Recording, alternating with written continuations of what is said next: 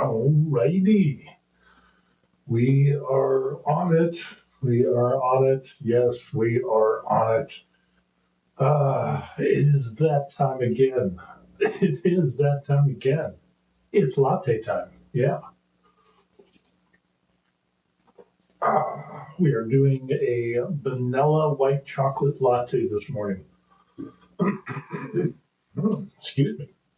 Hey, it is the 5th of January here in Korea. It's approximately 6 a.m. and we're starting off today with a little bit of retired in Korea information. We're going to talk about a free STL. And some of the topics are going to be the Coupang debacle, which when we go into this, you'll just scratch your head and wonder how stupid Coupang thinks people are. We're going to talk about retirement money in Korea and how much Koreans pay or should be paid for a comfortable retirement or investment money to have a comfortable retirement here in Korea. It's a lot less in the United States, I'll tell you that much. And then we'll talk about rent changes. There's been a huge change in rental, and so this might drive more people into real estate and change the dynamic of how rents happen here in Korea. And then the last thing we're going to take a look at is, of course, the model, the paint handle model for painting miniatures. So if you're into miniature painting, whether it's 32 millimeter or 65 millimeters, small little guys or a little bit bigger, and you have a problem painting miniatures by holding on to them, and it's like you're always fumbling around and you want a way to be able to articulate the artistic wonder that is inside you upon the model, I have a model for you, and it's going to be free. So we're going to talk about that as well. Okay, with that, yes, it is Monday here in Korea, so today's going to be gym day. I'm going to do another week of this last program. Usually what I end up doing on gym days, I had a couple of people ask me about that, on what was my routine. And basically I'll do 3 or 4 days a week. And so I will do, on Mondays, I would do legs and shoulders. The Tuesday I would have off. Wednesday I would do biceps and triceps. Thursday would be legs and traps. And then Friday would be back and chest. And then the weekend I end up getting to take off and have a break. So, but we're probably going to change that because I need to put more attention onto the legs, and I want to do it 3 days a week. So I think I'm going to end up doing back and tris, and then chest and buys, and then legs, but we'll throw on some legs each day or whatever. So we're going to try to get the legs up to par, and they're doing pretty good. Kind of hard when you can't do squats. So with that, let's go ahead and kick off onto this, because so far it's been pretty wild here in Korea. Weather's been getting cold. It has been cold here in Korea. So with that little update on Korea, one of the things is the Coupang debacle. So if you're wondering what Coupang is, it's kind of like Amazon in Korea, except it's not even a Korean company. It's a U.S. company made by a guy, I don't know if he's gay or not, doesn't matter, but his name is Bong Kim. And Mr. Kim here has come up with Coupang, and it's like Amazon. It is really hard. It is really like that. And the fact that it does everything. You can online order, there's luxury items, there's travel, there's returns, there's fashion items, there's anything and everything. And it probably offers the greatest number of products here in Korea, and delivery services that is, in the past, has bar none be the largest here in Korea. But they've had some problems with a security leak. So the whole thing is that it boils down to, there was a leak of information, personal information, of a significant amount of people, and it was 33.7 million people.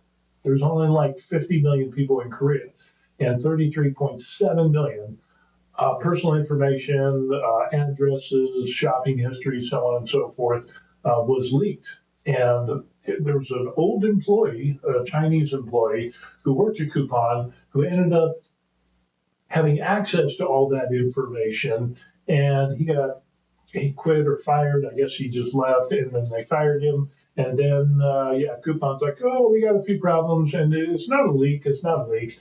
Now, mind you, Coupang is an IPO. It's a publicly traded company.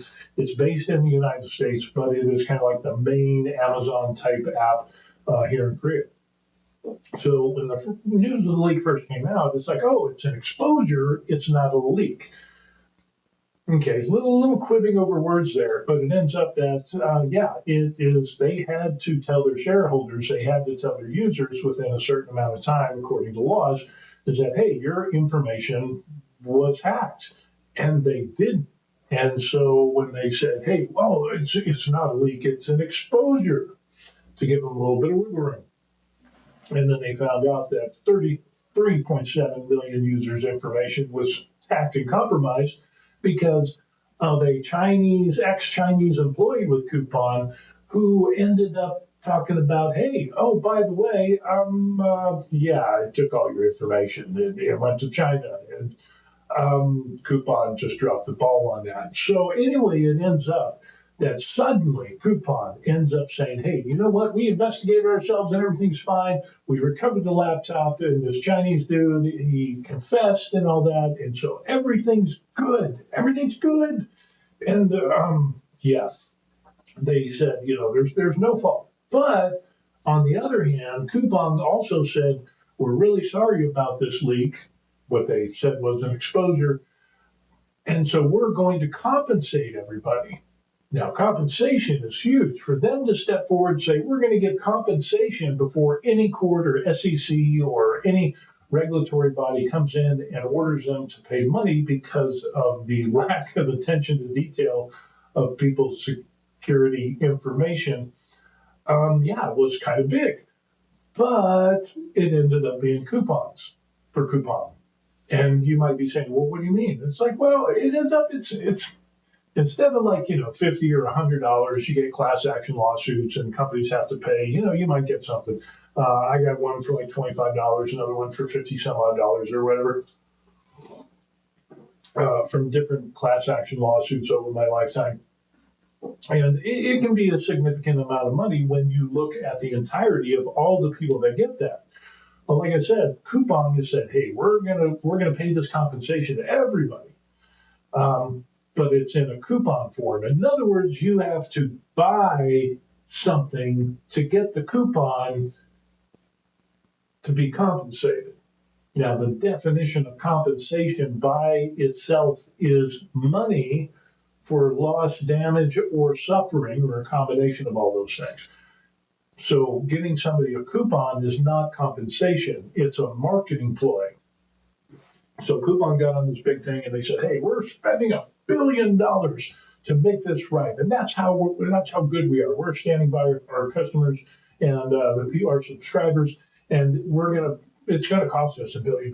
And it's like, no, because they're coupons. It's like 5,000 won coupon for online shopping. It's another 5,000 won coupon, which is, in case you're wondering, 5,000 won is about maybe $3.50. Yeah. For like a delivery service, for like Uber Eats type of thing. Yeah, you get a coupon for $3.50. And then there's another one for 20,000 won, which comes out to maybe $13, $14 for high-end luxury items. So if you want a Dolce & Gabbana bag, you would get $14 off of that. You're talking high-end goods. Luxury items, Rolex, stuff like that. It's just absolutely crazy that they're saying, hey, well, you got to buy this first to get the compensation. That's not compensation. That's a coupon. And oh, by the way, Coupang gives coupons freely throughout the year. So really, this is no skin off of their nose. But it goes deeper than that. Hey, we've got MD on board saying, hey, wave, smile, all of that good stuff. Hey. The Coupang's in the mix. The more they dig into Coupang, the more it smells. And it smells pretty darn bad. Now, the history of Coupang is that they ended up They've had problems over the past. Yes, very big problems since 2016 and probably even earlier. But they've had problems with horrible work conditions, management fiascos, and things like that. Dealing with employees, hazardous workplace.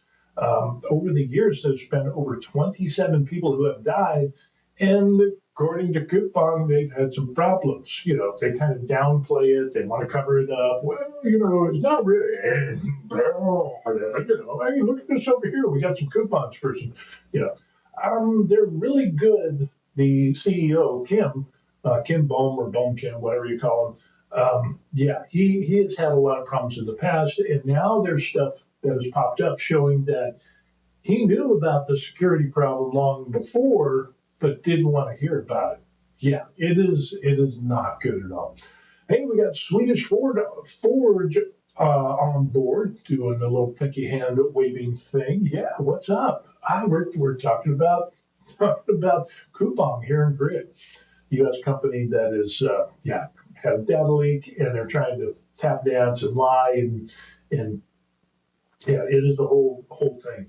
So anyway, they found out that Coupang knew about this long before they first reported, and so they're caught with their pants down and they're lying. It seems to be a problem, and they're trying to cover it up, and even to the point of where some sections heads had contacted Kim and said, "Hey, this is what we got going on." He says, "I don't want to hear about it."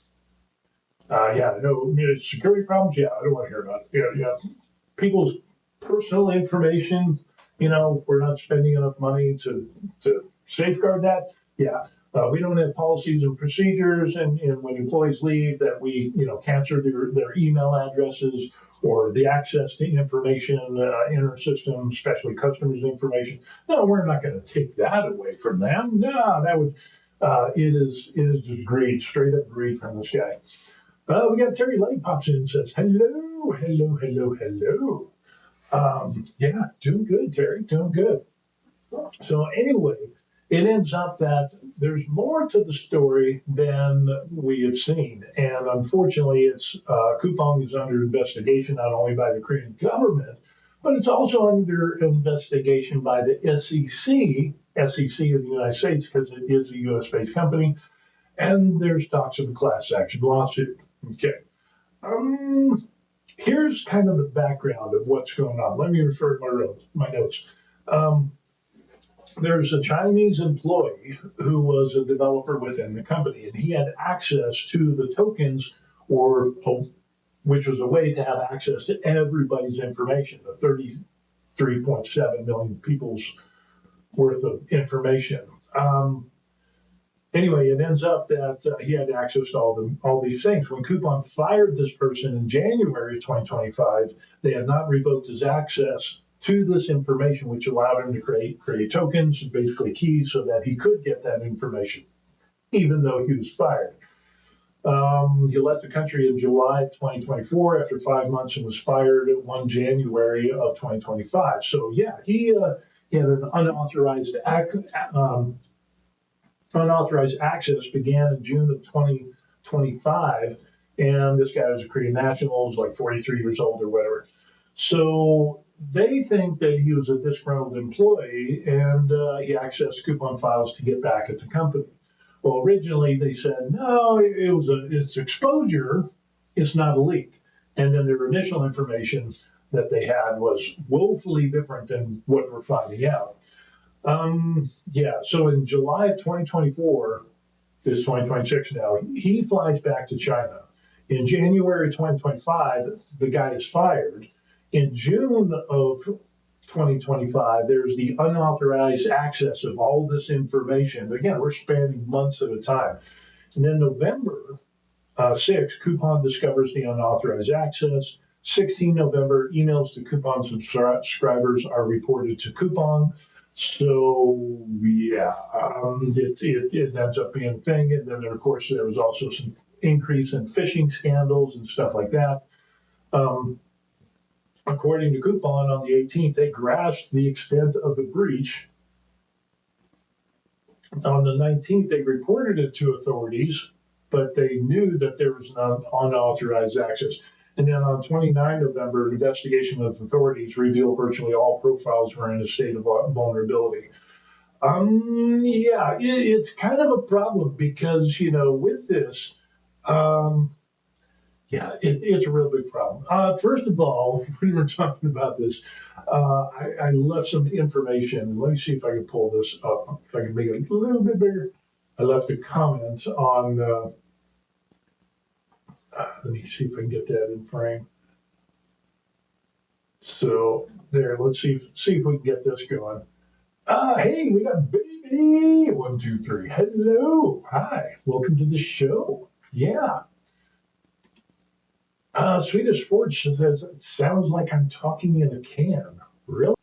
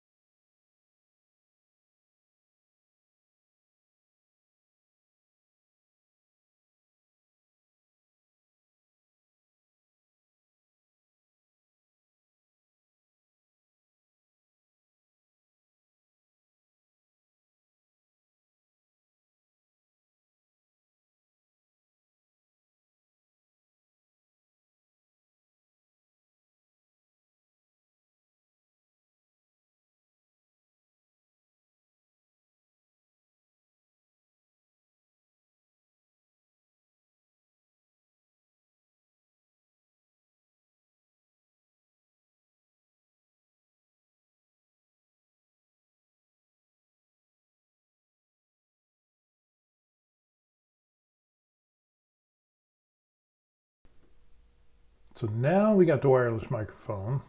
Yeah, it dropped out. That is so odd. That is so odd. So we'll just keep that up there and we'll take a look at that. Make sure that we continue on with that and see what's going on. So anyway, hopefully we still got sound. So yeah, Coupang has had a lot of problems in the past, and it ends up that they did their own investigation. Now, in this investigation, they jumped on this like white on rice. And yeah, it is amazing at the light speed in which they've got everything done, and came to the conclusion that, hey, nobody's information was compromised. Yes, it was taken, but it wasn't, nothing nefarious happened. We actually we contacted the guy in China, the old disgruntled employee, and he confessed to everything. And yeah, he actually came back to Korea, threw the laptop in a Korean river, and then went back to China. And Coupang was able to find that laptop and deduce through their awesome investigation that no information was compromised. No, nothing. Your information is safe because we got your back. Yeah, I don't know how that is even possible because, yeah, it doesn't really make sense because, with this, let me look at my notes here. It ends up that why would you go from China to Korea to dump the laptop? It doesn't make sense. It's you had already been in China, but for some reason, China and Korea do not have extradition treaties. So in other words, if he stayed in China, there's nothing that Korea could do because China wouldn't extradite him to Korea. So he knows that he's guilty of having access in the personal information, he's stolen information from a company, 33.7 million people's personal information from Coupang. And yeah, he's going to come back to Korea and throw the laptop of all of this information in a river in Korea, and then he's going to go back to China. Why would you do that? The only thing he had to do is he could just say, hey, I don't have a laptop. He could have wiped the hard drive. Still bad. Mike is still bad. Seriously. How about we try this?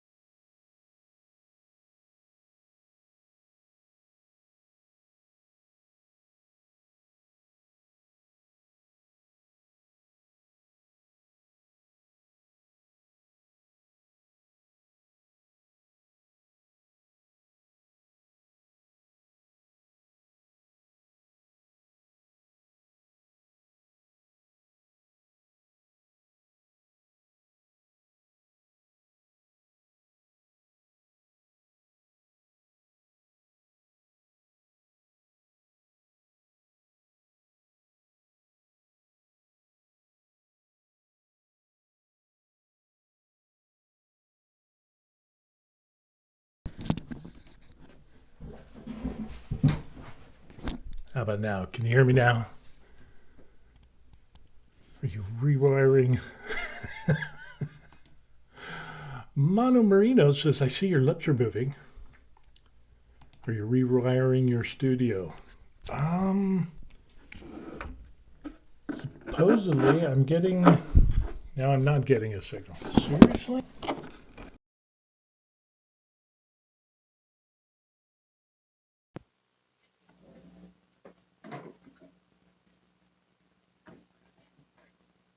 Okay, hold on.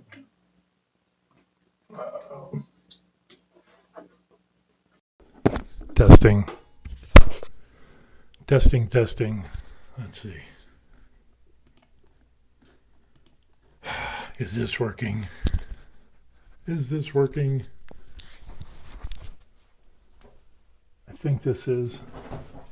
I don't know what the deal is with this. Okay. Good. Oh, thank God. Seriously. I don't know. Something about Tahoe. I upgraded to Tahoe and I've been having problems ever since. Good Lord. Seriously. there is an update that, of course there's an update, 26.2. So we'll have to do that and see what's going on. Okay, anyway, thank you very much for all that, for helping out. It's like, I don't know what the problem is. Seriously, that is insane. I don't know. Maybe I do need to rewire everything. Swedish Forge says, have you seen my email to you? Well, let's check it out. We'll see what we got here. Since we're having some technical difficulties, let's just go to the emails and we'll see what we end up getting here. Dun, dun, dun, dun, dun, dun, dun, dun, dun, dun, dun. I got questions about expat, living in Korea, blah, blah, blah. Thanks, Reddit. Let's see. We got some spam. I got a company that wants, okay, here we are. Bum, bum, bum. Oh, put it in the spam. Why would it do that? It's not spam. Dun, dun, dun, dun, dun, dun, dun, dun. Now where is it? Okay. Da, da, da, da, da, da. Okay. Yes, I did get your email. And let's see. We've got a couple of JPEGs here. And Swedish Forge. Oh, okay. Let's take a look and we'll see what we got here. See if we could throw these up on the screen. Look at that. Look at that little painting station that we got there. Wow. Going vertical. Looks like you got some big stuff going on there. Not bad. Look at that. It looks like a monster. He's building a monster machine. So there's that. Let's see if we can get, what is the other one? Ooh, yeah, that's big. He's got a big print. Look at that. That looks like that's going to be a big print. Come on, get back up there. Get back up there. That looks big. That's a lot of pieces there. All righty. Let's see what else we got. And there's one more. Yeah. No, that's it. I only got the other one. The middle one is grayed out. But that looks pretty cool. Wow. Gluing Cebula together. Oh, okay. Gotcha. So, okay. So Cebula is that little dude there. Yeah, from the Star Wars and the pod racing and all that cool stuff. Cool. Alrighty. Nice. That turns out pretty good. Let me see if I got all the pictures out of the way. Let me get rid of that. And man, we're having I'm just not on my game this morning. It is just, I apologize for that. The joys of live streaming. Wow, I've been working on a project, but yeah, it's a lot smaller. Definitely a lot smaller. So anyway, on this Coupang thing, it ends up that the whole idea is that Coupang is like, hey, it's our bad. First, it was an exposure. It wasn't a leak. And then it was a leak. And then it was like, hey, we didn't know anything about this. And they actually did know about the leak way ahead of time, way before. And then we found out that they're like, oh, well, we got everything. The guy came back from China, threw the laptop in a river. He told us where it was. And we went and picked it up. And he went back to China, when he could have just stayed in China. Destroyed, wiped the hard drives, destroyed the laptop, and if anybody come and said, hey, what's this deal with this laptop? And he'd say, what laptop? I don't know what you're talking about. There would be no evidence, in other words.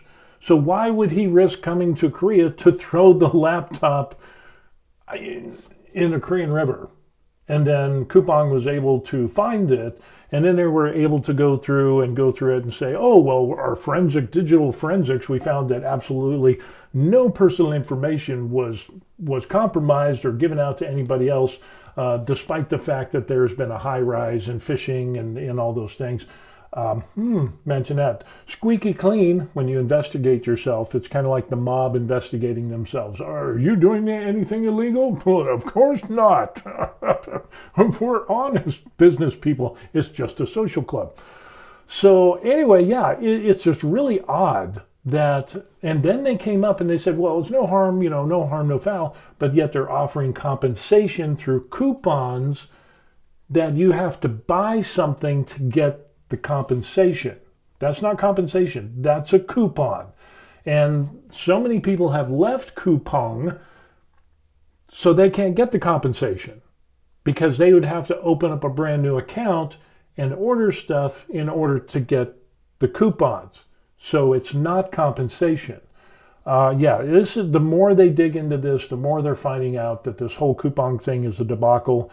And hell, the main CEO didn't even show up in Korea when the government said, hey, you need to come talk to us, which is kind of amazing because when Facebook was called by the government of Korea to come to Korea and testify, Mark Zuckerberg showed up. Facebook. When Jeff Bezos was requested to go to Korea because of, basically congressional inquiry, he showed up. But this guy, Kim, from the United States, because Coupang is a US-based company, says, nope, I'm an international businessman. I don't have time for that. Oh, Koreans don't like him at all. They are pissed. They are pissed. And the fact that you think people are stupid and you're going to give them a coupon that they have to spend money to be able to get the discount, which, by the way, they give coupons freely throughout the year. No, that's not compensation. That's a marketing ploy to sell more shit. So, yeah, it's just absolutely crazy what they got going on here. Off topic, baby says, come on, get up there. We got all kinds of problems going on. Off topic, but have you ever owned an RV trailer or van in the U.S.? No, not personally, but my grandparents, when I was young and they retired, I was in their RV and they took me on trips during the summer to a few places, and that was kind of fun and interesting. So I did that. But I did, we did travel a lot. We used to do some camping and things like that. But it was good. We were based out of Colorado, used to live there, and then we loved going to hot springs and stuff like that. We've been to Vegas, been to New Mexico, California, Tennessee. Let's see, where else have we went? West Virginia. So we've done some traveling in our times, but now we're retired here in Korea. So yeah, life is good. And they do vans and RVs here, but not as much as in the United States. So if that answers your question. But no, I never officially owned my own RV or camping trailer. Just not didn't really appeal to me, And you have to also think I was working at the time and I wasn't retired. So if I did have like an RV trailer or camper, it would just probably sit most of the time because I was busy working and so was the wife. So yeah. Interesting question though. Why did you ask the question? I think I got a little van that says handing out candy to people. I don't know, maybe. Since we're on the topic of kind of Korea and wondering, since I retired in Korea, I get to see a lot of things here. And it ends up that decent retirement for two here in Korean for Koreans is $2,074 a month. You can survive. And it's like, really? Compare that to the United States. There's a majority of seniors, according to recent surveys, that 75% of them are saying, hey, we're not going to retire because we can't afford it. And then you look at this article from, from the Korea Times, and it talks about this, and it says decent retirement life for two costs at least $2,000 a month and some change. So Gukmin Bank, pension service in Seoul, Yonghap. Koreans aged 50 and older believe that nearly 3 million won, or $2,074 a month, is needed for a household of two for a stable retirement life. Finding highlights looming concerns that many old age without knowing how much pension income they will actually receive. Yeah, in Korea, they have a thing that's kind of like Social Security, and you pay into it, kind of like we do in the United States. But yeah, it's not as much as what we get, because our seniors can't make that. Survey was based on 5138 households with at least one member age 50 or older, totaling blah, blah, blah. More than half defined the start of old age as a point when physical strength begins to decline, while 26.7 said it's when they stop engaging in paid work. When asked about retirement living costs, they said individual needs a minimum of 1.39 million or about 1.98 for a decent standard of living. For couples, the minimum rose to 2.17 million, while the decent standard living level reached 2.98 million, basically 3 million won. But there's a sharp disconnect between these expectations and actual post-retirement life. Among the middle-aged, older, and public pension subscribers, 86.6 said they did not know their expected monthly payout amount. That's kind of problematic. And nearly half, 49.4%, said they plan to receive monthly public pension payout at the official eligibility age. Only 18% said they would delay receiving the monthly benefits, while 17.5% said they would intend to claim them earlier. Yeah, so kind of an interesting little thing we got going on there. Dun, dun, dun. And we got a question from Swedish Forge of why did you move from the U.S. to Korea? Well, retirement. I had the opportunity. I was sick of working in the United States. I'm a U.S. citizen, obviously, but I was sick and tired of it. When I was doing the projections on when I might be able to retire in the United States, the ever-increasing expenses and jump in expenses every year kind of pushed retirement farther and farther and farther back. And even though we were pretty good with our money, it ends up, I wouldn't be able to retire until I was like, 67 or something like that. And then you have minimal amount of the golden years to enjoy that retirement. So I started thinking about retiring overseas. And of course, the wife is from Korea. She was a Korean national, became an American citizen. And it ends up, it's like, well, retirement overseas, the expenses are a lot less. So let's look into it. We looked into Thailand. We looked into a number of other countries, but nothing really clicked. But then we found out that Korea had visas that we could use, the F1 and F4 visa for me and the wife, respectively. It wasn't a retirement visa, but because of her old Korean ancestry, we could get those visas and live in Korea.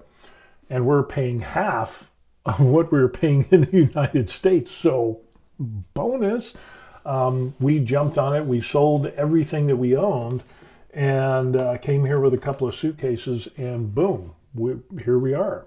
And it's been great. We were able to retire early. I retired at 54. We did a little bit of traveling, and then we came to Korea, and we've been here ever since, and it's been awesome. It's been really good. I mean, we're not jet setting or rock stars or, throwing, parties and all that. We have a nice, comfortable life. I get to do some hobby stuff.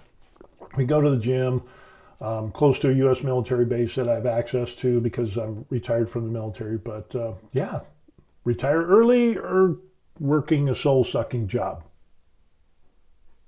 I'll take the early retirement. We have Warrior verse 28 says, Hola, hello, ¿cómo estás? Baby123 says, I decided to buy a van because I want to save hotel fees. You don't really need a van if you live in Korea, though. That's true. But there is more and more, we're seeing more RVs in Korea. It's just really rare. It's not as widespread as what it is in the United States. So that is an option. How is Mad Mick pops up and says, how's the weather in South Korea? It is cold. It is getting cold. Matter of fact, let's take a look here and we'll show you what we got going on for weather. It's probably in the 20s. Yep, 26. So 26 degrees Fahrenheit. It is chilly. Today's high is going to be 35. And then, yeah, it's going to go up. It's going to go down. High will be this Friday, which will be 41. The coldest next on Sunday is going to be 28 high. And so it kind of ebbs and flows a little bit. But it's a bitter cold. It is a bitter cold. Now, if it's windy, holy crow. I'm glad I'm retiring and I'm not in the military in this weather. And Mick says it's freezing there where he's at. Ooh, well, dress warm. Definitely dress warm. So, Swedish Ford says in regards to retirement, it's like old Swedes moving to Spain, cheaper to live. Yeah. Swedish Ford says that we have a -4. Ooh, a little chilly. So, but yeah, living in Korea was, the biggest thing for me was the reduced expenses. And so that ended up, like I said, we're paying half of what we were in Southern Colorado. And that's a significant amount. And the increases of our expenses kept going up substantially. And so when you start doing the forecast saying, okay, well, property tax every year for the past, 5 to 7 years or whatever, was going up at least $100 a year. And so, you're paying $2,300, then $2,400, $2,500, $2,700, $2,800 a year, and it keeps going up. Then electricity goes up, gas goes up, water, trash, sewer, the whole 9 yards. All of that keeps going up. TV, phone service.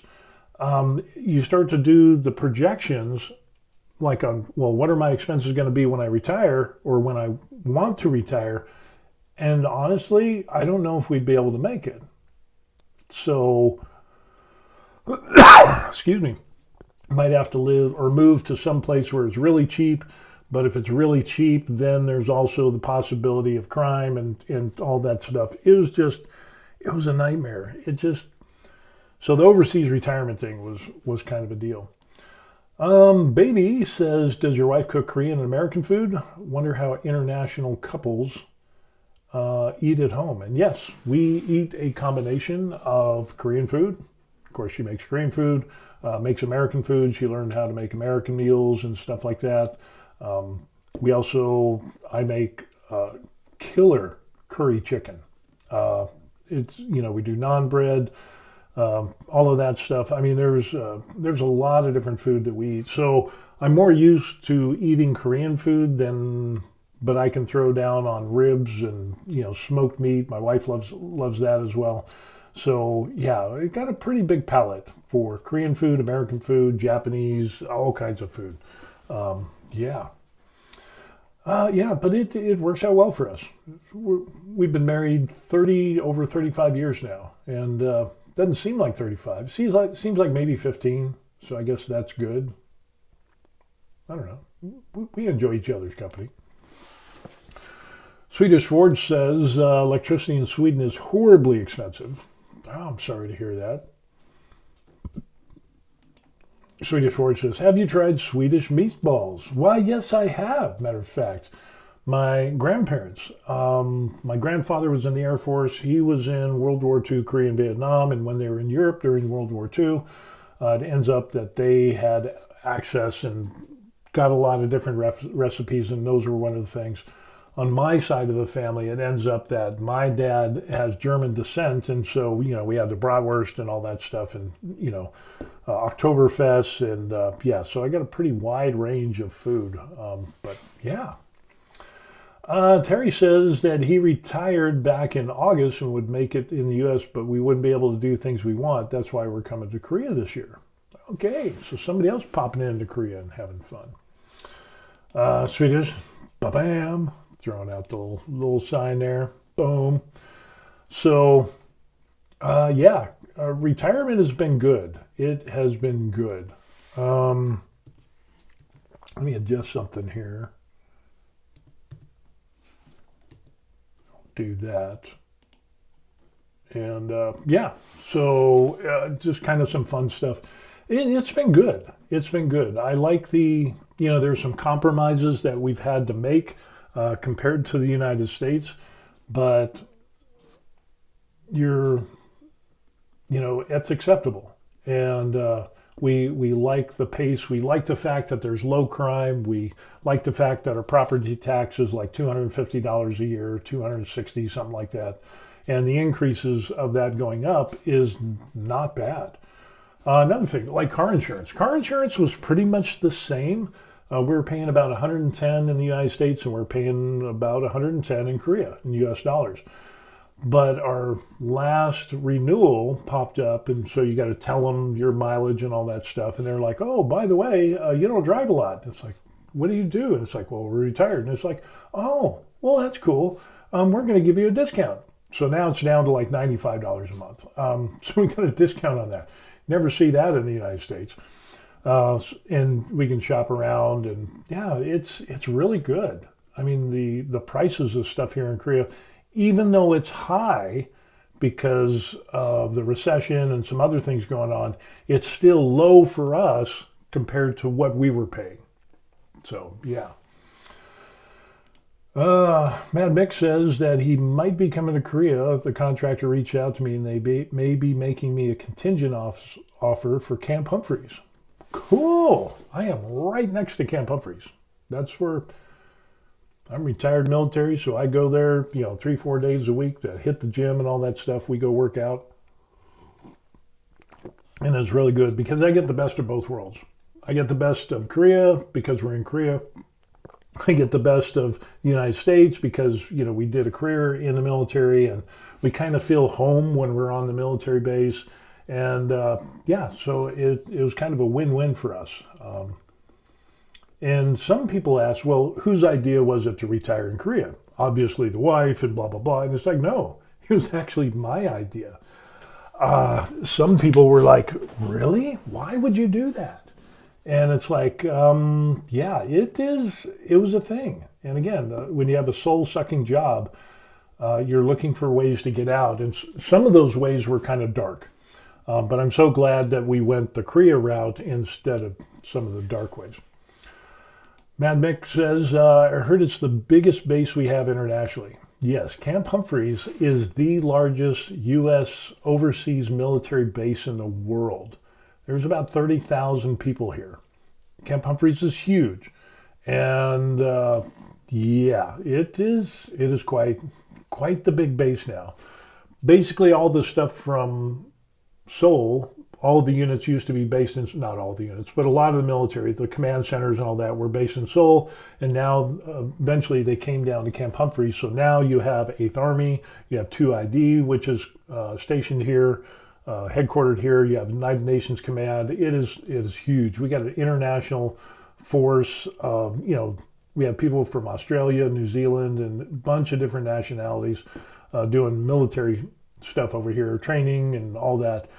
It is pretty wild. And in our apartment complex, there's a wide variety of people: Koreans, Chinese, Filipinos, Americans, Australians, New Zealand. I mean, a bunch of different people. So it's pretty wild. It is pretty wild.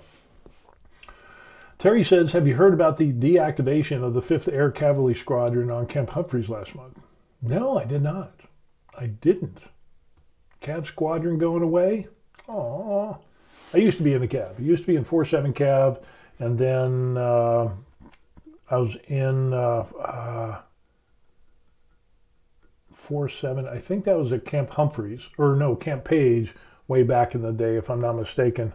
Man, it's been so long since I've been in. I retired in 2005, so it's been a minute.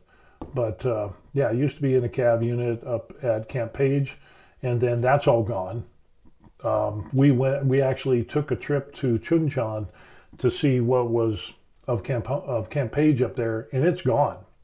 It ends up that was a lot of the military bases and land was returned to Korea, and Camp Page was turned over, and then they found out, hey, there's some environmental problems about, it was hazardous materials. And I remember being stationed at Camp Page where they had ROK military and U.S. military on the same base. It was kind of small. There was an airfield up there and stuff.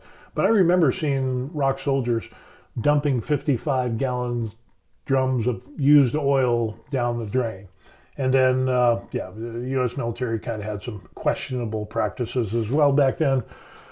So they shut that down, and then they were going to do a cleanup, but then they also found some archaeological finds there. But because of the toxic waste and whatever that's gone, it basically everything's been torn down and it's just kind of fenced off, and they haven't done anything with it, which is unfortunate. Terry says he sent me an email. Let me see if I can find that email. Dun, dun, dun. There, da, da, da. Yeah, U.S. Army squadron in South Korea deactivated amid concerns about potential troop drop. Interesting. It's from UPI. And let's take a look at that real quick. So Terry sent me this. So there it is. 5th Air Squadron, 17 Cav, taking part in the spur ride. I did the spur ride. I had my spurs in Pyeongtaek, and was deactivated last month. The congressional report consider troop withdrawal in the allied country to a forced posture adjustment. I've seen this, but it ends up that it is concerns the U.S. president could seek a ground troop reduction of the 28,500. Recently, I saw something saying that they were going to keep that level. And of course, the stuff with China and all that stuff, that's the reason why they're going to keep it. But comment from the U.S. Army was not immediately available. So it restructured the 2 IDs, Combat Aviation Brigade Medical, It was Act 517 Cav was activated in 2022, rotating squadrons out of U.S. So I don't know. There's still last May that the U.S. reported that the U.S. was weighing on pulling out 4,500 troops, but it's not true, and we were not really kind of seeing that, especially with the stuff going on in China and all that, and the Philippines, they're opening up some stuff, so I don't think we'll see a big drop. They're still building on-post housing, so according to people that work in that work at Camp Humphreys and stuff, from what they've seen, active duty and government service workers, they don't see that being a thing. Okay, there's no slowdown yet. Do you know if there's any Swedes living there? I don't know. That's a good question. I'm not sure if there is or not. But there's a lot of... But then again, I'm retired. So the only interaction that I have with people on post is like at the PX, the commissary, the post gyms that we go to and stuff like that. And everybody's working. So I'm retired. Me and the wife are retired, and so we don't get a lot of interaction with that. But haven't met any Swedes yet. Hopefully they're cool like you, though. That would be cool. Let's see what else we got going on. Mad Mick says, I'm looking online. The food court at Camp Humphreys looks identical to the one that we have here. Yeah, they've got they got Taco Bell, Burger King, church, I think a chicken place. They got Pizza Hut, some pizza place. They've got they got like a wok, Asian wok type food. Let's see, what's the other one they end up having? Arby's. They got an Arby's. There's a little Dunkin' Donuts. There's a Baskin Robbins. That they also have a Texas Roadhouse, and then they have another burger place that's a little bit further away. But yeah, it's a pretty good mix of food. It's really nice. It's big. The PX is a good size. Again, it's the largest that they have in Korea. So there's that, and the commissary is big. So go grocery shopping and all that. Arby's and Dunkin' Donuts always. And they still have, not in that food court, but at another place, they have an Anthony's Pizza. So for those people that have been to Korea way back in the day, Anthony's Pizza used to be the bomb. They also got Burger King. Yeah, I mentioned that. A couple of locations. And what was it? The name of the chicken? I want to say Churches, but I'm not sure. I can't remember. We don't eat there much. I don't think I think once. I'm more of the wok, salad, power bowls, that type of stuff. But yeah, it's pretty good. It's pretty good. We've enjoyed it. And then Friday is donut day. So Fridays pop up. If I'm ever in that area, I'll pick up a donut or two as my treat for the week and whatever. So that's kind of fun. Yeah. So good stuff. There are some changes that is happening here in Korea in regards to real estate, which is interesting because you have the U.S. military. There's on-post housing, but they also have a lot of off-post housing because they don't have enough on-post housing, and that's kind of a deal that the Korean government and the U.S. government made. And so real estate close to military bases is kind of like prime real estate. You're going to get some good rent rates, and the monthly rental is different because in Korea they don't really do that, or they didn't used to do that, but they're doing it more now. Usually they have a jeonsei or a wolsei, and the jeonsei rental that they do in Korea is that you pay a huge ass deposit. I'm talking about you could be 50 to 70% of the retail price of the property, which is huge. That is a huge deposit, considering some of these places are $200,000, $300,000, $400,000, $500,000. You give that chunk of money over to the landlord. The landlord puts it into a bank and draws interest. Excuse me. Or he'll invest it into another apartment and do whatever. And then you live in that property. Usually the term is 2 years, and you don't have to pay rent. So while it's a pain in the butt and it is a huge deposit, you live there rent-free for 2 years, you pay utilities, and then after that 2 years, you get that money back. That's that jeonsei rental thing that they got going on. Recently, though, that has changed because they've got like too much of that. And so now Korea is kind of shifting over to a monthly rent system. Mad Nick says, yeah, the renting and car buying there seems much more different than here. I don't know. The renting of cars isn't really such a big deal. Some people have asked me when we first got to Korea why we were walking everywhere, or public transportation or calling taxis. People are asking, why didn't you just get a rental car?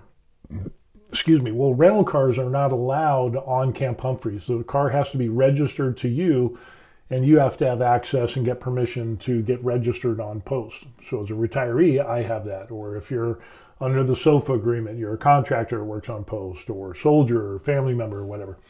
But renting a car isn't big. But buying seems to be different than the U.S. Not really. You get some pretty cheap, inexpensive cars. We bought our car through a Korean app, kind of like CarMax or whatever. We looked on the app. Wife's family suggested it. We got the app. You're looking through cars.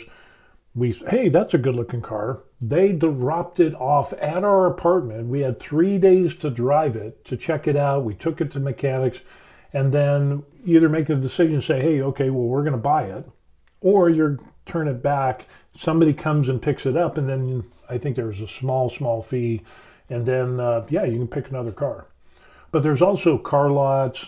There's a lot of cars for sale on like Facebook Marketplace, here in Korea and stuff like that. So, Mad Mick says, this is the stuff that has been stressing me out, trying to figure out how to get a car and a place to rent. There's a lot of rental management companies. A lot. And they will help you out with that. If you're a contractor, you're going to get set amount of money for, whatever, housing and stuff. You'll probably be in a hotel for a minute, and then till you can coordinate, look at some properties, and then start the rental process. You can tell them your budget, what your needs and wants and all that stuff, and then you could start looking at properties. And there's some that are within walking distance of the walk-through gate at Camp Humphreys. Others are further away. A real nice place is Asan Technical Valley, a newer city. Walkability is awesome. Restaurant stores everywhere, grocery stores that are real close, and it's only about 10-15 minutes away from Camp Humphreys. And we're thinking about buying another apartment, maybe in that area. We'll see what happens. Swedish Ford says he's got to go because Sweden is playing against Finland in ice hockey. All right, peace. Go Sweden. Rock 'em. Hopefully they do. Thanks for joining. Baby says, one time I was rejected entry because I brought my husband's active duty card to Camp Humphreys. Interesting. Was it registered or was it an ID card thing? Or I don't know. I've never heard that. Mad Mick says, let's go Sweden. Go get them, Sweden. Win that game. Get those goals. But definitely it's kind of an interesting thing, though. But once you get your vehicle registered on Camp Humphreys, which you can, if you're one of those people that are allowed to do that, I haven't had any problems whatsoever. But that's just our personal experience. Me, the wife, we've been able to sign people on post and do things like that. But never had any problems with getting access on to Camp Humphreys or rejected. That's kind of odd. As long as you had your ID card, should be fine. Or maybe the guard at the gate was, new, something like that. Baby says it was registered, and the gate guard told me I should bring my car that's registered in my name. Oh, okay. That's kind of weird because our car, the wife bought the car. Is it registered in her name or is it registered in my name? Or is it both of our names that it's registered? I don't know, but we've never had any problems with that. And I've never had a gate guard go knee deep into that. Baby says he was almost yelling at me to get out. Then the other gate guard came and said I was allowed. They were both crazy. Yeah, it sounds like that guy was not only a jerk, but it sounds like he's new, or he was new and had a bad day and whatever. That's totally not cool at all. Never had that happen. That's the first time I've ever heard of that. I'm sorry you went through that. Let's go beat him up. Yeah, I don't put up with shit like that.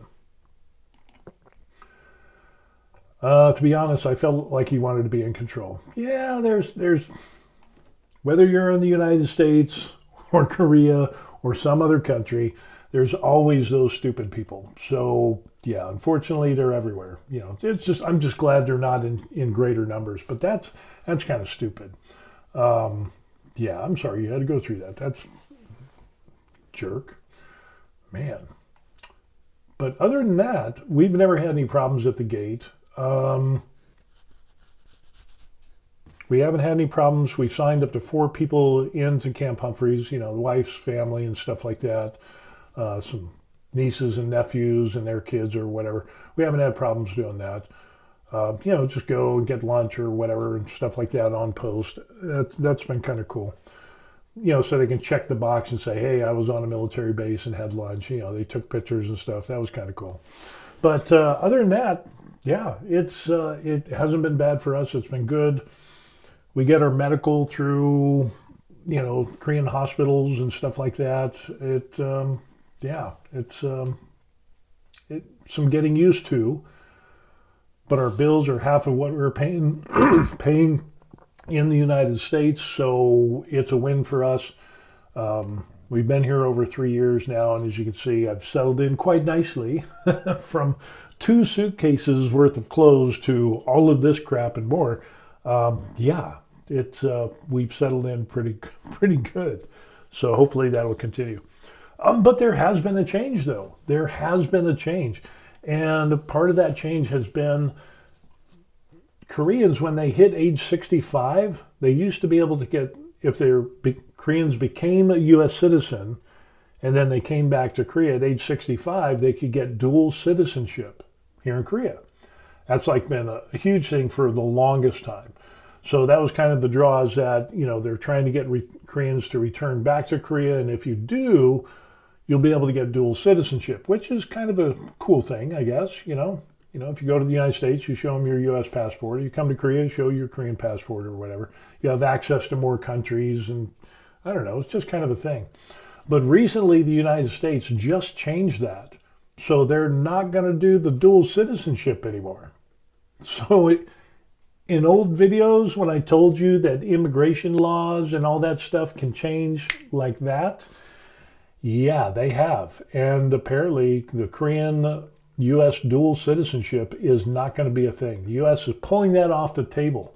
So that might derail some people that are coming to Korea and want to retire and want to take advantage of that. You're not going to be able to do that anymore. So, yeah. Hopefully, if that's kind of like the main reason, or that would be the tipping point on whether you would retire, come to Korea or not as a retiree, yeah, sorry, there it is. It's interesting. Immigration laws can change at the drop of a hat. So no matter what country you go to. But yeah, good stuff. Let's see, what else do we got going on? Yeah, we talked about the free model and the model that I made. So let's go over that, and I'll show you what I've been slaving over for the stuff that we got going on. So boom, there it is. And what we ended up doing in Tinkercad, which is I'm kind of like a crayon, let me see, is this thing here. That's my dot version, and if that looks kind of weird to you, this is a paint handle that you can put miniatures on, and you can hold the handle and paint the miniature without having to hold the miniature with your fingers and mess up the paint job. So we got a top with a little collet thing in there, and then be able to rotate it around. We got some braces and stuff going on like that. Of course, the pirate, he ends up saying that still coming in 3 years. Cool. Alrighty, that'll be awesome. Mad Mick says hopefully that he'll be there in 3 months. Wow. So let's see, what is it? January, February, March, April. So maybe April, May time frame. That'd be cool. At least the weather will be warmed up a little bit. All contingent though. Contract has to be won. Yeah. Well, we'll keep our fingers crossed, and hopefully you'll be able to get that, and you'll be able to make some good money and be over here in Korea. That would be good. So anyway, with the painting miniatures and stuff, I was making up this handle, and it took me an inordinate amount of time. Again, it's Tinkercad. I'm not the sharpest knife in the drawer. I'm more of like a spork type person, so sometimes a little slow. Did a couple of different versions, and like with this one here, put like dots on it, and that was kind of limiting, and so I ended up, put like a half circle, because like this piece would go on top of this piece, and this piece could be sandwiched in between that, and this piece would slide into that piece there, and you could hold the miniature base. And then I kept doing more little changes and stuff like that. So different slide versions, and then did the rail version where I did more changes, and then eventually we got the slide rail version 3. And it's in gold because I think that might be the last one. And then I made one with a collet that holds the bases, a little bit beefier clamp. If you can see that there, one is a little bit wider than the other. So I got 2 different options, but yeah, little thing slides in and out, and be able to hold the base, and it uses like rubber band. Actually, I'm going to be using hair ties on that. So yeah, it's going to be some cool stuff. Worked out pretty good. I printed out a number of these, and yeah, gonna be. And we'll take a look at the desk, and I'll show you. But let's look at some comments. Corsair the Pirate says, I've been doing the same as our host, former Korean wife with her visa and me as a spouse. So she'll be the F4 visa. He will probably be the F1 visa, which they changed the name of it. Now it's an F3. I don't know. It's still the same thing. Nothing's changed. It's, it's good to go. But yeah, it's a pretty good time. My wife, boom. We got here on a tourist visa. Excuse me. We got here on a tourist visa, and then we submitted the F4 and F1 visas applications a week after we got here. And then it took 2.5 months, and so for that to get approved. And yeah, so we had to wait around. So we lived in an Airbnb. We found we're able to get a monthly rental, which are hard to get. It was kind of like a favor of a friend that we're able to get that, and even then it was iffy. But we paid 3 months to rent a small place, and that's on my channel as well. If you dig in there, you can kind of see that. But then eventually we got our Korean registration cards, kind of like our alien cards, and that allowed us to open up Korean bank account, get Korean phone service, permanent service. Yeah, and we had been kind of shopping for apartments and properties and things like that as we were waiting. And then once all that was done, then we bought our apartment. So actually, you can get your F1 and F4 visa before you come to Korea, which would be great because that would limit the wait time. So if you get it before you come to Korea, when you get to Korea and land, you can open up a Korean bank account. You can get the permanent cell phone service. You can get, and that'll just save you a lot of time. It'll really be something that, if I was going to do it all over again, that is what I would end up doing. Excuse me. There's some other Korean visas that you might want to look into. There's the F513 visa, which there's an income requirement around $72,000 to $74,000, and it takes 6, maybe 9 months to get that approved. But you're basically a permanent resident of Korea, and you just need to update, tell them you're live like every 10 years, do fingerprints again, and boom, you're good to go. Yeah, so there's that one. That's a good one to get. And because the F4 and the F1 visa, I think it's like 3 years. And then you can renew it for a total like 5, and then you need to redo the whole thing again. But that's not a big deal. We used an immigration lawyer, and they've been awesome. Corsair says, hoping to do all the visa stuff the last year before we move out there. Yeah, I mean, definitely get it done before you come here. It'll save so much time. It'll make the transition easier. And yeah, I highly suggest it. Highly suggest it. And you could get that.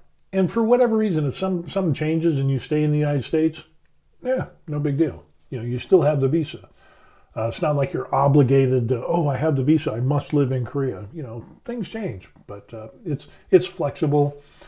A question I got is, could we leave Korea while we're waiting for the approval of our visas? And I don't know the answer to that question. Somebody asked me that, and I've been trying to find it out, and we need to get with our immigration lawyer and find out. But we stayed in Korea for 2.5 months, but I don't know if you're required to stay in Korea. No, I think you are, because we had to turn in our passports. So yeah, there's that.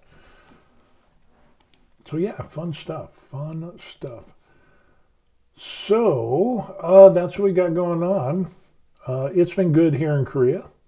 And so let's pop over to the desk over there, and we'll take a look at the paint station. I'll show you what we got going on. So, boom. Hello. Okay, and we will turn on our tablet here, so that way we can see if we got any comments. I'll get rid of that. I'll click on that. I'll see what we got going on. Swedish Ford says he's back. I'm watching the match online instead of on TV. Okay, cool. So anyway, amongst all of the hobby stuff that we end up having, this is the model. And it uses, you could use rubber bands, or you could end up using, I used hair bands, hair ties, that you can find anywhere for some reason. You can find them all over Korea. I found them in Panama, I found them in Japan. They're here in Korea, they're in the United States, Kmart, Walmart, Daiso, whatever it is. So we have these pieces here. So this is the base handle. And as we can see, it has the bottom like that, and then there's the top. So we got like a male ring around there. And then we have the top piece, and then we have this little slider, and we've got these little edges here that will clamp on to the base, and this will be secured by this hairband. And of course we got some little things here, and we got a little hole there that we ended up making. And so now you get that moves back and forth. So what we can end up doing now is this has an inset female portion to this ring, so this can move around. But then we're gonna have limited movement, but we're gonna take these bands that are on the bottom. Can we see what's going on?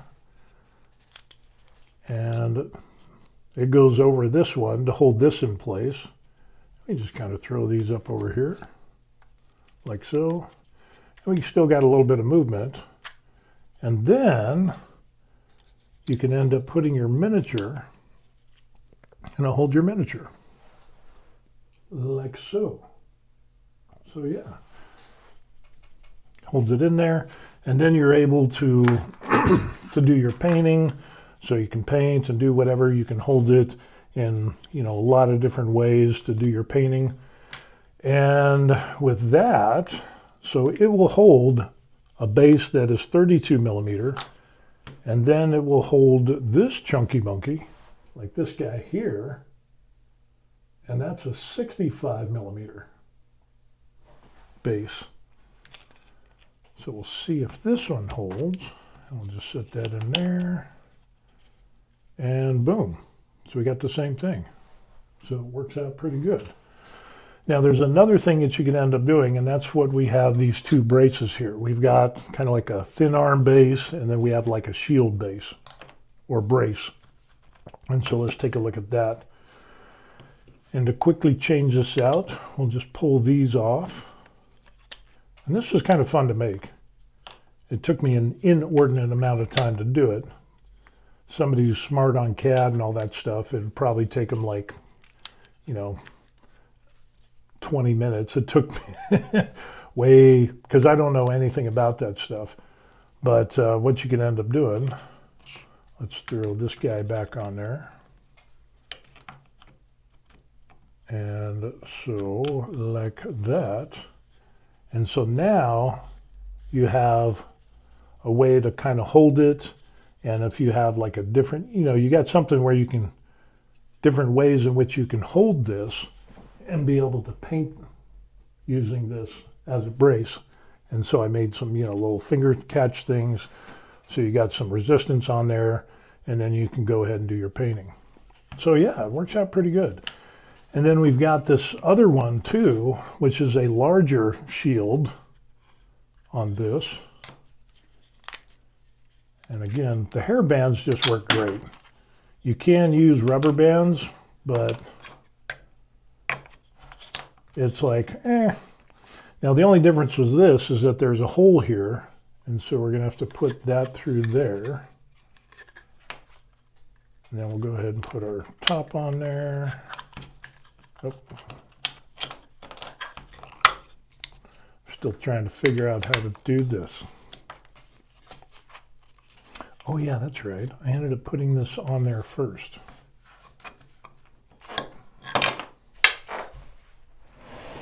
The joys of live streaming. So on this one, I did that.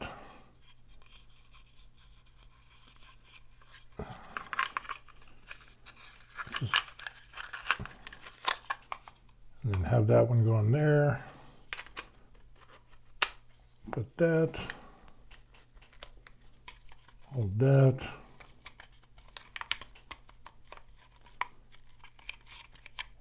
And boom.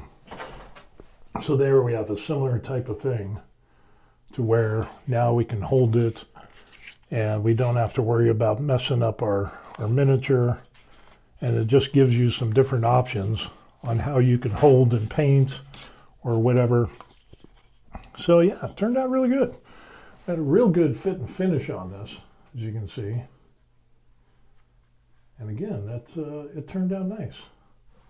I call this the TVL 3265. So the Very Life 3265 is what we got on there. And it's able to accommodate little tiny miniatures or bigger miniatures. So yeah, that's what we end up doing. So we made that to help us assist in painting. Now I did have a Games Workshop little holder here that you can hold miniatures, but I wanted something to have like a base, kind of like this. And I couldn't find anything. And yeah, this little nub here, and it wasn't long enough because I just wanted to add something like that. But it just wasn't long enough to be able to put that in there. So when that happened, this is the result of way too many hours on Tinkercad. And this was it. This is what we ended up having. The cool thing is, this is going to be for free on my Creality Cloud site. So let's go take a look at that. Yeah. So that was the fun stuff that we ended up doing, as we got that going on. And Swedish Forge says, the Viking you printed, where did you find it? That, I want to say it was my mini factory. Let me see. Yellow Tang asks, are you going to make those files available? Yes, I am. Matter of fact, let's go take a look at that. And I'll show you. Boom, booyah, I got you covered. I got you covered. So here is my Creality Cloud site, and I've got a number of different models on here that I've made, little rinky-dink things that I made in Tinkercad. So it's not Fusion 360, it's the analogy I give is like somebody with a box of crayons, little kid with a box of crayons. That's what I can do with Tinkercad. So anyway,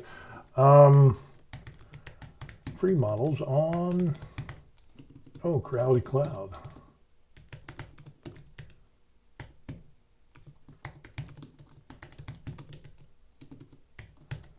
So there's my profile, and I'm going to put that in the comments section.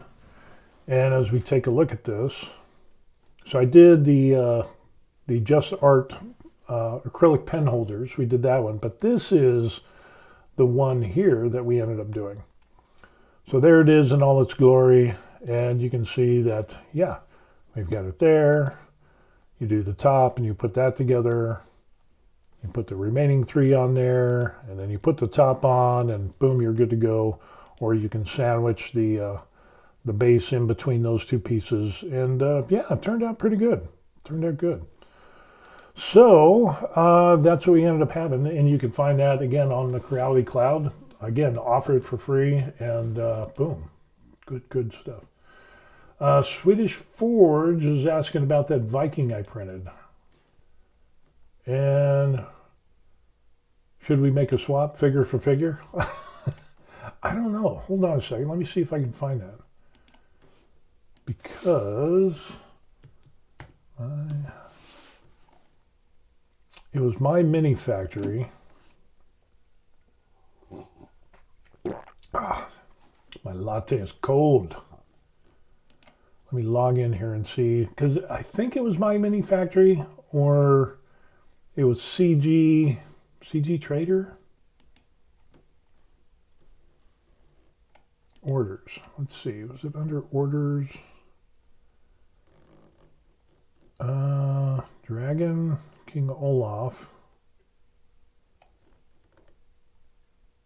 Apex Legends, Snow Giants, Heavy Gunners, Classic Heroes. No.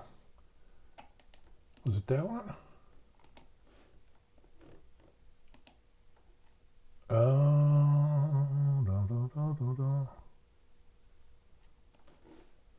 it's not that. Let me see. I think I paid for it. Ivor STL Viking.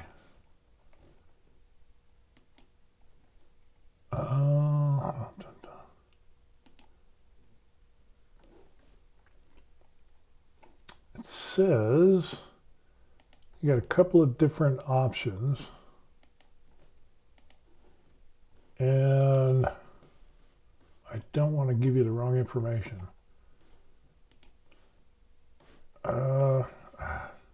Says it's supposed to be on Colts.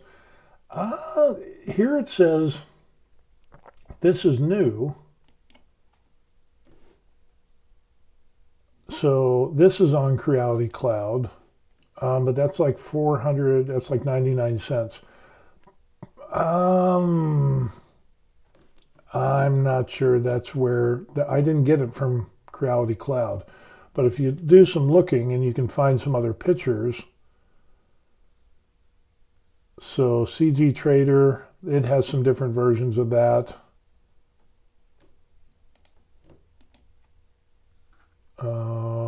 Where's the one that?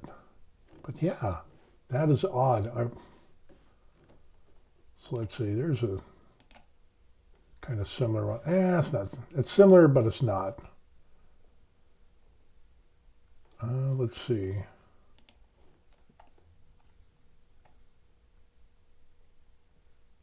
It's resin printed. I did it in FDM.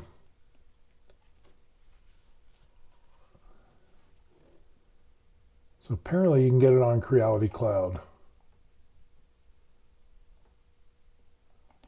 So that's,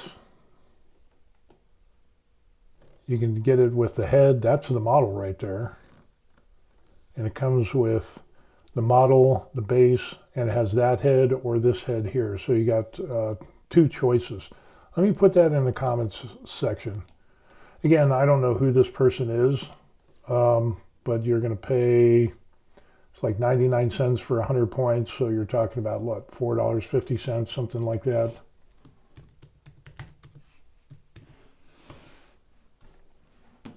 And again, I don't know this person.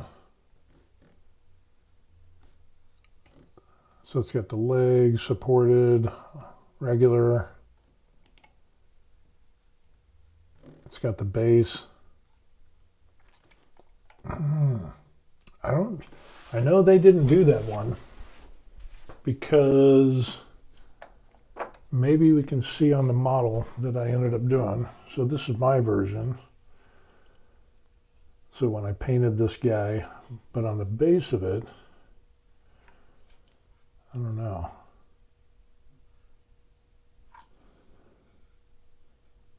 I can't read that, but yeah, you can find it there.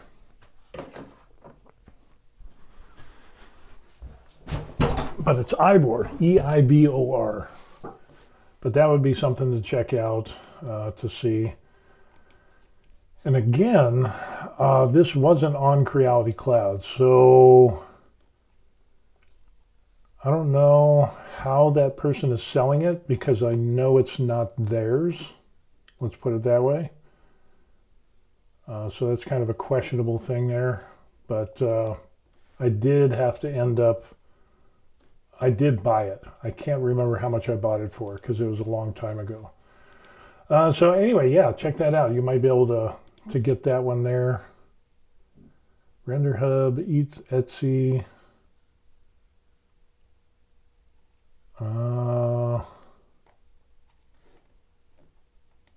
No, that's not it. CG Trader, Ivor Models, maybe that was it.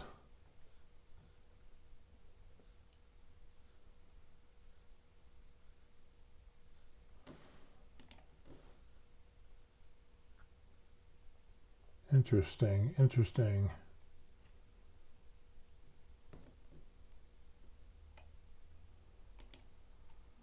let's see, here is,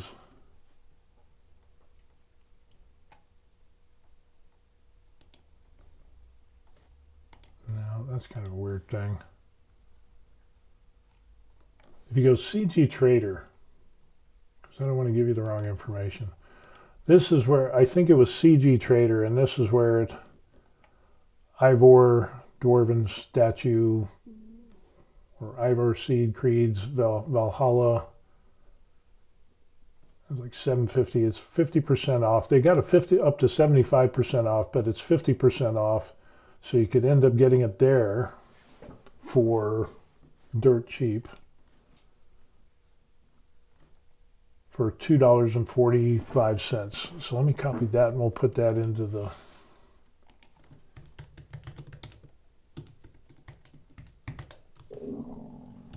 ooh, stomach is hungry. So there's that one there. I'm pretty sure it was CG Traders where I got that. So yeah, something to take a look at. And again, the pictures are pretty cool. Printed that out on, that's a good color scheme. I like that. I like that with the blue and all that. Nice, nice.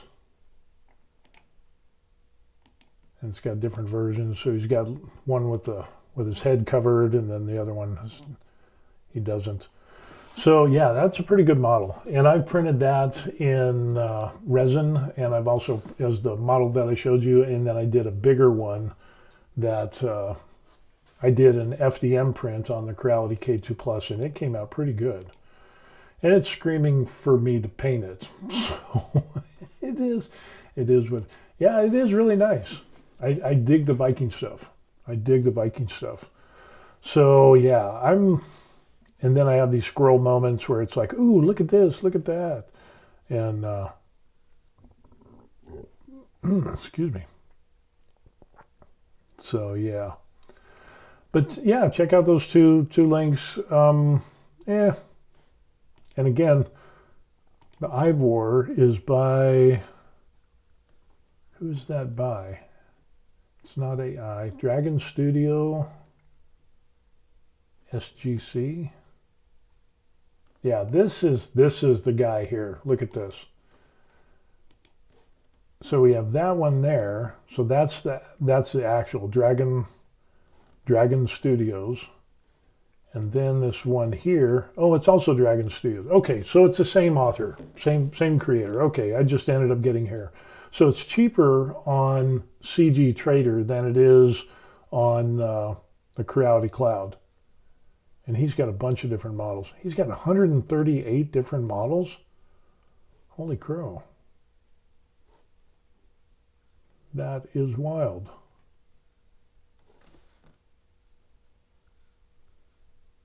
I guess you can hire him to make stuff. Got some dwarves action, Doctor Doom, bunch of different characters. Cool looking Thor-like dude, old Dracula, Freya.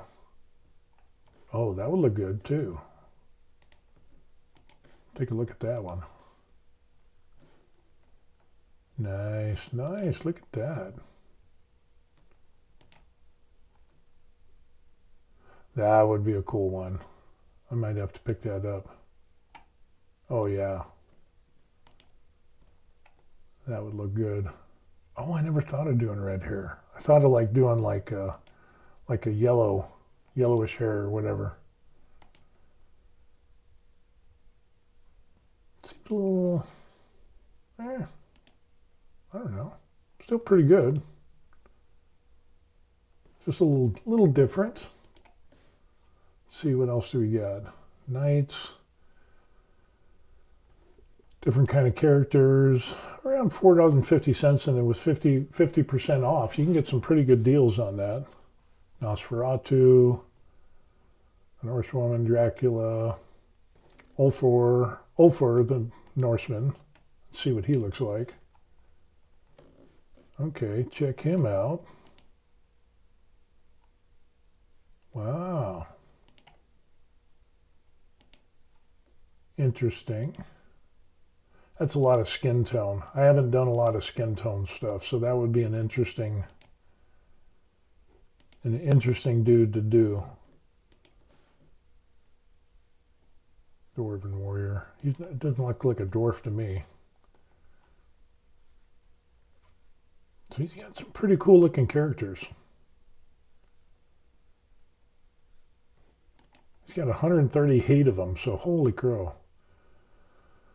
Characters I've never heard before.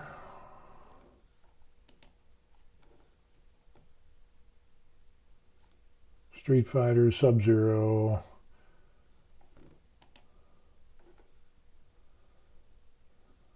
Some Teenage Mutant Ninja Turtles, Sub-Zero.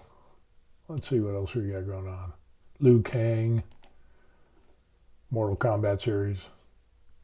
So yeah, some pretty cool stuff. Interesting. I'll have to follow that guy and make sure I do that.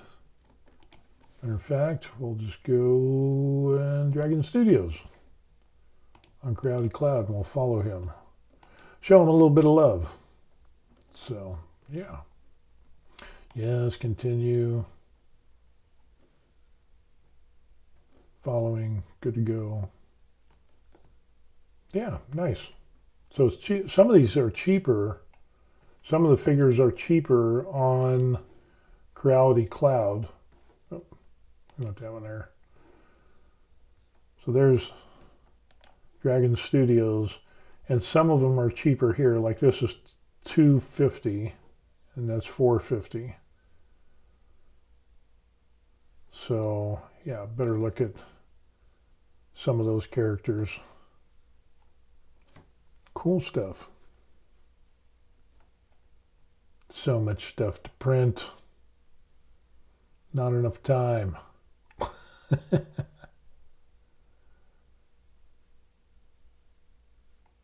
Cleric. Thor. That's kind of interesting looking Thor one.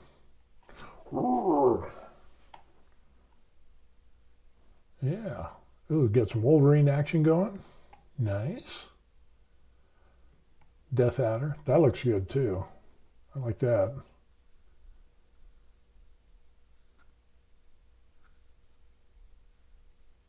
Some good models. Looks really good, really good. Okay, anyway, so that's what we got going on. Get lost in the mix. So many different things that you can end up doing.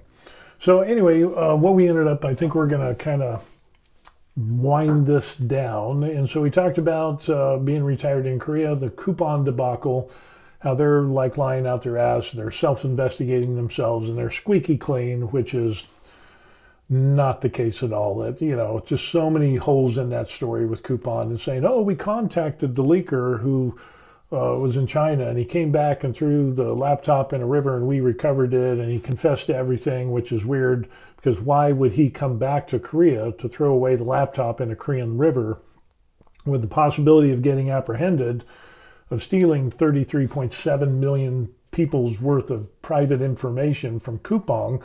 And there's no extradition treaty with Korea and China, so yeah. And he could have just destroyed the laptop there in China and say, what laptop? I don't know what you're talking about. Wasn't me, So anyway, Coupang is lying your ass off. They're doing compensation in the form of coupons. So in other words, if you have to buy something to get the coupon, and they offer coupons throughout the year anyway, so it's not really compensation. They're just trying to get you to buy more shit. And for the people that left Coupang, they can't get the compensation. So yeah, it's not compensation. There's some rent changes here in Korea. We talked about it. Kind of got off topic a little bit, but the rent is changing here in Korea for some properties. It's going to more of a monthly rent, which is good for some property owners. Getting into that, and we will probably be one of those. We're going to buy another property. That's the plan, and then rent that out. So that way I can make a few more nickels and dimes towards the 3D printing hobby that I have, which is like crack. I just got to keep throwing more and more money at it. And then we talked about the paint handle thing and how that worked out. You can get that for free on the link, which is in the description box. And then we got off the rails and about Viking figures and all of that stuff. That was kind of cool, and where I had that figure. Yeah, and if you have other figures, if you have a favorite one, send me links, and you can send me a link to my email address.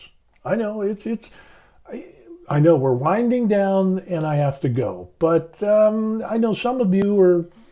No! Wait!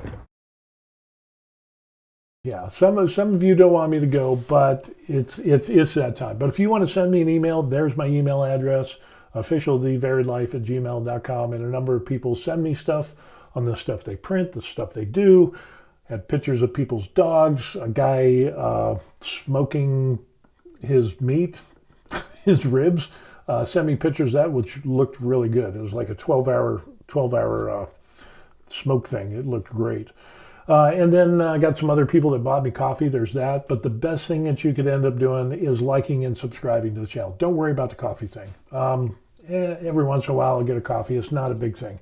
I update the list and appreciate those that do. But the best would be to like and subscribe. And that would really help me out. So anyway, that's what we got going on. If you have articles, tips, tricks, links, suggestions, if I'm doing something stupid, send me an email and let me know so I can become a better person. That's why I hang around you all. You're good people. That makes me a better person, and I really enjoy that. So that's going to be it for today. Again, thank you for watching, and we will see you on the next video. Hopefully this technical crap that we did, we won't have to deal with that again. So yeah, we'll see you on the next one. Peace. Good stuff.